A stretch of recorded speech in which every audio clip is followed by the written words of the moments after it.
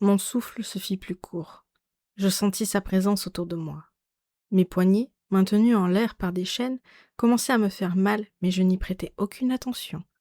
Mon regard était fixe, et je cherchais à entendre le velours de ses pattes sur le sol en terre battue. Dans ce cachot que la faible lueur d'une torche éclairait, je me sentis seule et vulnérable. Je ne savais pas où avaient été amenés mes camarades. Je regardais les chaînes vides de chaque côté, pendantes du plafond comme des rubans attrape-mouches. J'avais cru que ce serait mon tour, que le bourreau viendrait et recommencerait à poser sa question. « Où est Morgane ?» Inlassablement, j'aurais répondu « Je ne sais pas ».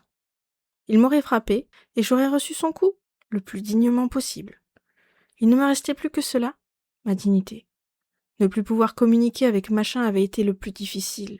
Je m'étais habituée à écouter ses commentaires et nos conversations me manquaient. Un frottement attira mon attention.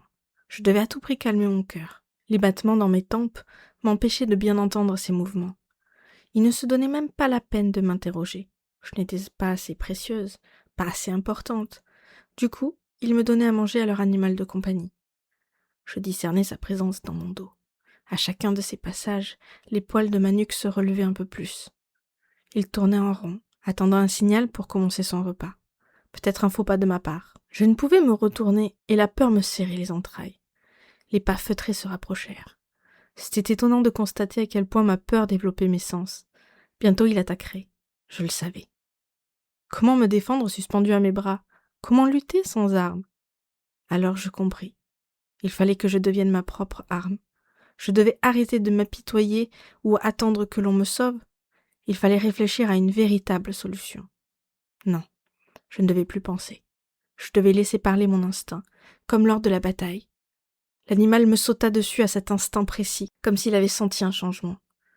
Je me retournai à la force des bras, en voyant valser la douleur dans un coin de mon esprit. Mon pied frappa l'abdomen du fauve. Il se réceptionna sans mal, à même pas 1 mètre de moi. Ses yeux bleus, injectés de sang, se posèrent sur moi. Je n'avais plus peur. Je ne ressentais rien. Je le regardai, et il perçut la différence. Sa démarche se fit plus méfiante, son attention plus intense qu'avant. Son pelage gris était magnifique, ses poils semblaient soyeux. Il ressemblait à un lion sans crête, mais plus grand. Le mouvement de ses griffes trahissait sa tranquillité apparente. C'était un chasseur. Il savait attendre le bon moment. Cette fois, il se plaça devant moi. Je reculai autant que la tension de la chaîne me le permit, jusqu'à presque me mettre sur la pointe des pieds. Le fauve était trop intelligent pour prendre mon geste pour de la peur.